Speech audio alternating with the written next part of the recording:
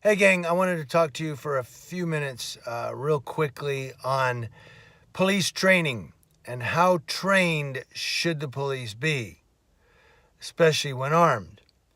Now, I did a video, it was an editorial that you may or may not have seen. I published it this morning about a security guard in Chicago's district of Robbins, Illinois, that was a security guard that was shot by a police officer at a scuffle at a bar.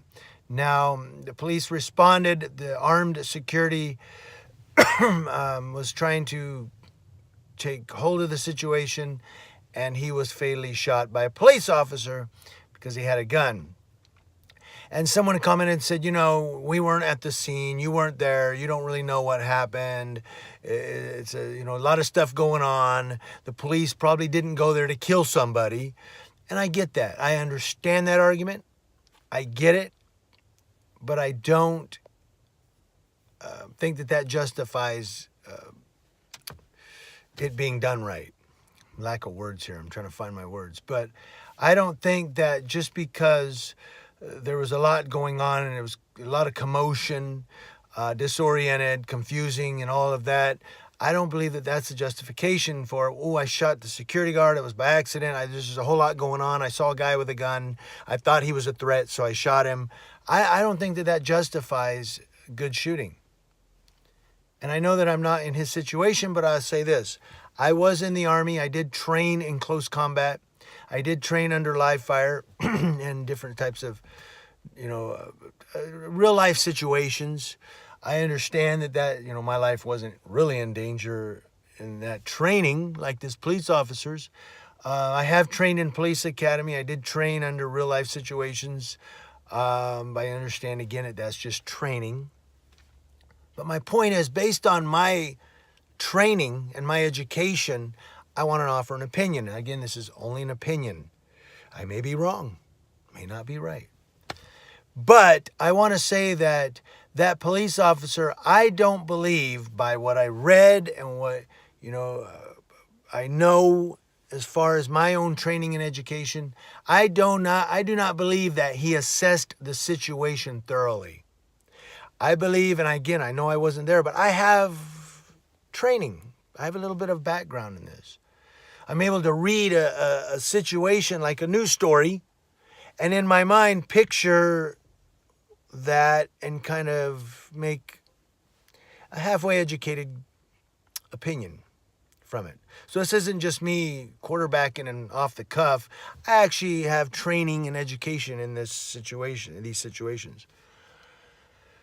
So I believe that the officer went in to that. He saw the commotion going on. He heard that it was a shooting. The call went out, a shooting. He sees a guy with a gun. He aims, and then he fired. I don't know if he said, drop the gun.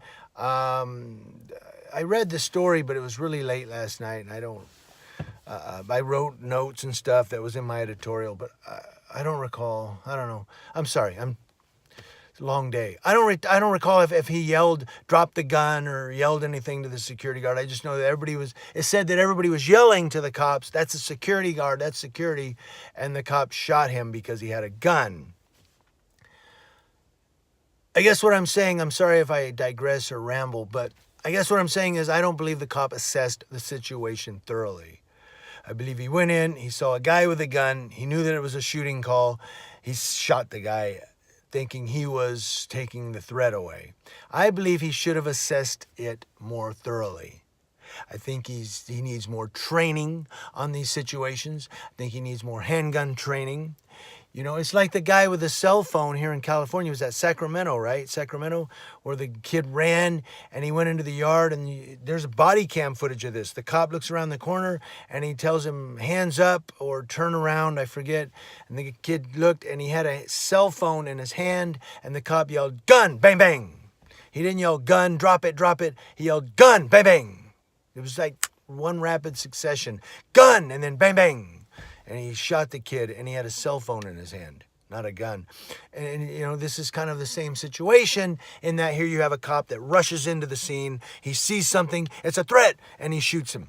He didn't assess the situation thoroughly. Some of you may say you're being hard on the cop. You have to be hard on the cop. You have to be hard on the employees of that occupation. This is a life and death situation. This is live or die. This isn't a game, okay? And when you pull that gun, you have to assess the situation. Yeah, you may have only seconds to assess.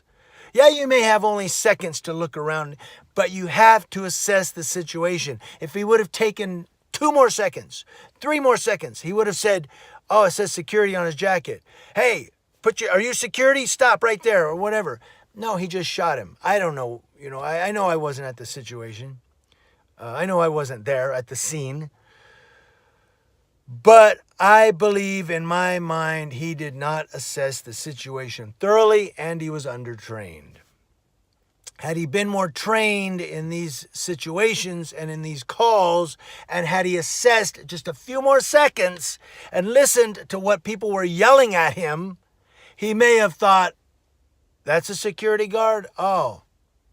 And he would have been able to help the security guard get the actual suspect under control. But that did not happen. He went into the scene. He saw a guy with a gun. It was a shooting call. He shot him. I'm a hard critic, guys. I'm not always right, but I believe I'm more than 80% right on this one. I want to know what you guys think on this. And again, just to sum it up, the moral of the story, if you're going to be a police officer, or if you're going to be a soldier, or you're going to be anybody that carries a gun, you have to understand you may have only seconds to assess the situation, but God forbid he shot a citizen that was a CCW, armed weapon carrying citizen that was trying to save someone's life, and he gets shot because he had a gun on him. I mean, God forbid. But that happened. Actually, that did happen. The security guard was just an armed citizen who was a security guard. He's being paid in that position, trying to help people and save lives, and he cost him his own life because the police did not assess. Again, hey, I know there's adrenaline, your heart rate's going, your mind's spinning, but if you're going to be in that occupation, you have to understand, you have to operate at a certain level in that physical scenario. If you can't handle it, if you can't handle the heat, get out of the kitchen. If you can't handle all that going on and still be able to assess the situation mentally and, physically, look, maybe you need another occupation. Maybe that police officer doesn't need to be a police officer. Maybe he's just too quick on the trigger to be a cop. I'm sorry. It's the way it is. It's not a game. It's not just some occupation where you go to your cubicle in the morning. It's a life or death occupation. And maybe that cop just isn't fit to be a cop. Maybe he just gets too scared and too rattled. Oh my God, he's not calm enough to be able to assess the situation in seconds and go, I'm not going to fire. That looks like a security guard. Sorry, guys. It's the way it is. Some are not cut out to be in the jobs that they're in. News Now Yucaipa. I'm giving you the rest of the story.